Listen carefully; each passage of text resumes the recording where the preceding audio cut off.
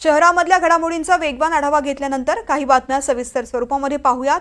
भंडाऱ्यामध्ये आज सकाळपासून पुन्हा एकदा मुसळधार पाऊस सुरू झालाय। भंडारा तुमसर राज्यमार्गावरती पाणी आल्यामुळे मोठ्या प्रमाणात वाहतुकीमध्ये अडचणी येत आहेत। सखल भागामध्ये पाणी साचले, त्यामुळे अनेक ठिकाणी वाहतुकीमध्ये अडथळा निर्माण होतोय। तुमसर नगर परिषदेच्या ढिसाळ कारभार सुद्धा यामुळे समोर आलाय। याचा आढावा घेतलाय आमचे प्रतिनिधी तेजस मोहतुरे यांनी।